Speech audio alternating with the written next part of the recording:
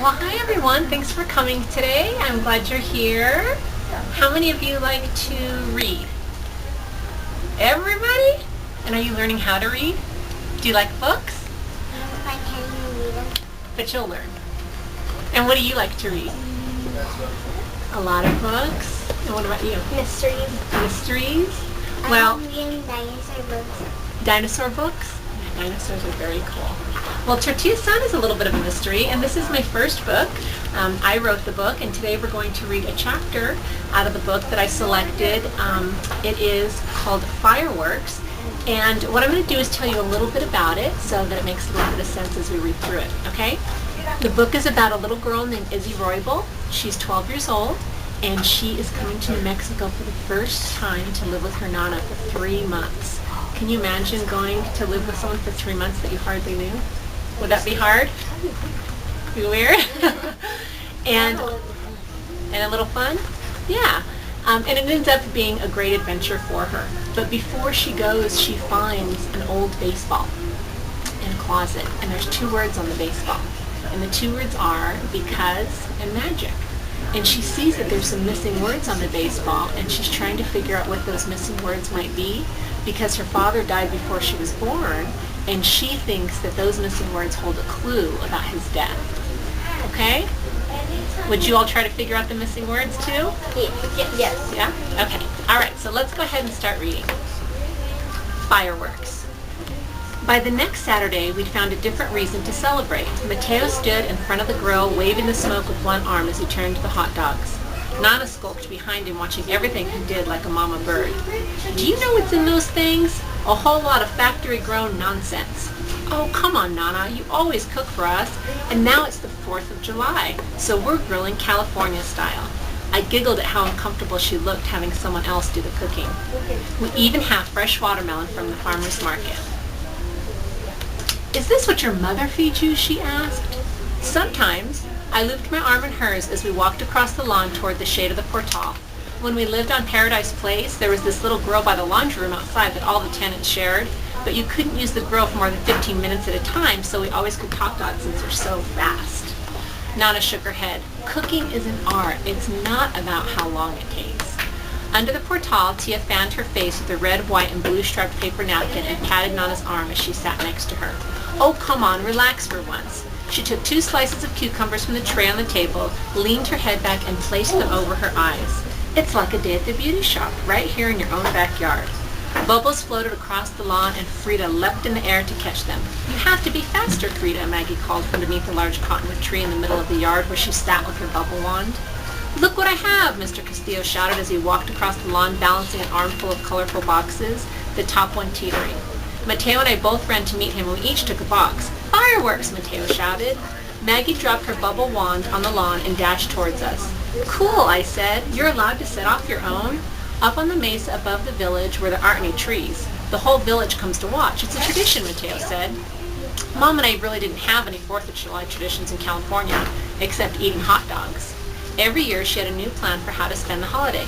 We'd watch fireworks at the park, at the beach, or even a grocery store parking lot because they were offering free hot dogs that year. The summer we lived on Elm Street, we tried to watch them from our 3rd floor apartment balcony. I had to lean over the edge and really far to the right just to see the tip-tops of the fireworks. That made Mom nervous, so she made me sit and listen to them instead while she tried to grill dinner inside on a new skillet she just bought.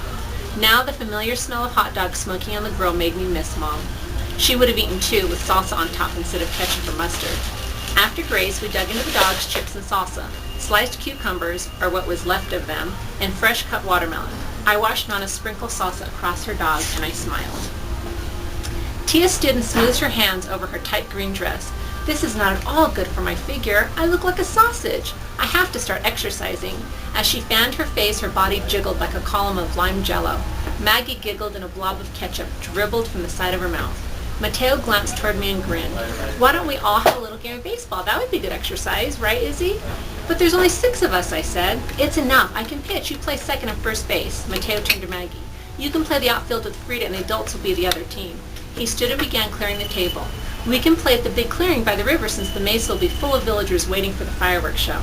Nana snorted. Are you loco? I can barely swing a fly swatter. And your mama? She might break a nail. Everyone laughed at this, except Tia. She tossed her head back with an air of superiority and dabbed at her melting makeup with another napkin. I'll have you know, I played softball in junior high, and I even won a trophy. Well, you're not going to play in those, Mateo pointed to her high heels. Do you even own a pair of tennis shoes? I stood and looped my arm through Tia's. Maybe a pair of mine will fit. I led her away from the table, and as I looked over my shoulder at Mateo, I said to Tia, as a matter of fact, why don't you be on my team? Mateo can be on Mr. Castillo's. Inside, I collected everything we'd need. A pair of tennis shoes for Tia, Dad's jersey for me, and the baseball for all of us. Out in the clearing, Nana stood behind a big flat rock we used for home plate. With the bat held in her left hand and resting on her left shoulder, she made the sign of the cross and kissed her fingertips. Mr. Castillo tossed the ball underhand, and when Nana swung, the bat flew from her hands and rocketed toward Frida, who dashed under a bush safely. Nana snickered. Slipperier than I thought. I retrieved the bat and told Nana to keep a firmer grip. She nudged the dirt with the toe of her tennis shoe and re-anchored her stance. Okay, I'm ready. Mr. Castillo pitched the next 3 balls high into the outside. Aw, come on, Dad. You're not going to walk her, are you? Mateo hollered. Just warming up my rusty arm. Mr. Castillo wound his arm in circles, looping, and rubbed his shoulder before he threw another high ball. That's the 4th ball, Tia called from the sidelines. You get to go to first base now. Nana picked up her skirt and marched to first base, smiling wide as if she'd hit a home run. Tia strolled toward home plate like one of those runway models they see on TV. Maggie followed. What are you doing, mija? Mr. Castillo asked. Maggie crouched low and adjusted her backpack. I'm going to run for her so she won't get sweaty. Mr. Castillo shook his head as Tia planted the bat over her shoulder, bent her knees, and sashayed her hips. Pitch it right to the center. I don't think Mr. Castillo thought she could hit the ball because he lobbed it right to her. When she pulled the bat back, her raspberry nails glistened in the afternoon sun. She smashed the ball so hard, I worried it might split in two. Up, up, up it flew before crashing down into the outfield. Maggie bolted toward first base with Frida at her heels. Mateo scooped up the ball and launched it back to Mr. Castillo, who tagged Nana as she scuttled to second. It was finally my turn. Mr. Castillo wound his arm and pitched the ball underhand. Strike 1. Don't go easy on her, Dad, Mateo called from center field. I narrowed my eyes at Mateo. Mr. Castillo threw another underhanded pitch, and I smacked the ball right over the center field. Tia cheered, "Run, Izzy, run!" as Maggie rounded second, then third, and made it home for our first score. Within seconds, I'd rounded the first base rock and was sprinting toward second. Mateo ran for the ball, which had flown over his head and into a bush. My legs burned as I dashed past third and headed for home.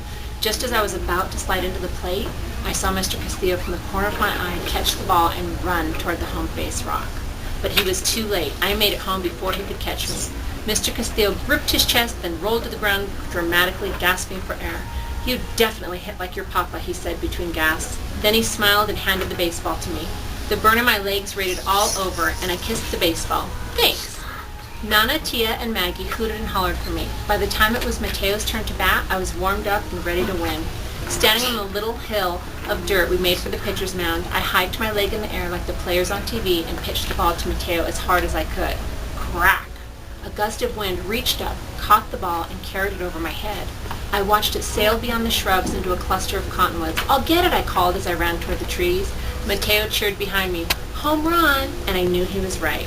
The ball had zipped too far for me to get it in time to tag Mateo out. As I plodded through the shrubs, a warm wind swept across my back, urging me forward. "Did you lose this?" a voice called out as I scanned the ground. I glanced up to find a woman standing in front of a small adobe house. She had a garden hose in one hand and my baseball in the other. "Yes," I answered, unsure of whether she was going to throw it or if she expected me to come get it myself. Stepping closer, I had found the storyteller's home. "Looks like your ball found its way right to my doorstep," she said as she stared at the words written on the ball. "Magic?" I wiped a hand across my hot face and swept my tongue over the roof of my dry mouth. "My dad wrote that." She handed me the ball. "Do you play?" "Not really. We were just having a game for fun." She nodded and smiled. "I'm Socorro. I know you're Nana." "I'm Izzy. Mateo told me you'd be coming by for a story," she said. "With him and Maggie," I said, gripping the baseball. "Come tomorrow and make sure to bring your story cards." She turned back to her garden. "You should hurry back. You don't want to miss the fireworks show," she said, glancing toward the dusky sky. What was your favorite thing about this book? Probably writing the characters. I really liked writing Frida, who is the cat dog, right? She's the cat thinks she's a dog, and she was a lot of fun to write. What was your favorite book when you were a kid? When I was a kid, Well, I really loved Little Witch by Anna Bennett, but I read all sorts of books. I loved reading. So pretty much anything you'd put in front of me I would read, but that was my favorite book that I read over and over and over. Where do you get your ideas from? For my books? Well, you know what? I listen a lot and I watch a lot, and I think by listening and watching I get a lot of really good ideas. And sometimes I get ideas from stories I read in the paper, and a lot of times it's just my imagination. I think of really interesting questions, like what if kinds of questions. Like what if there really was magic, or what if we really could do that? And sometimes that helps me spark a story. What was your favorite chapter? My favorite chapter? My favorite chapter was definitely the chapter where she sees her father, where she gets to see him, without giving too much away. But let's see, what chapter is that? That chapter is, I think it's page 195. That's my favorite. Any other questions? Well, thank you all for coming today. I really enjoyed reading to you, and I appreciate it.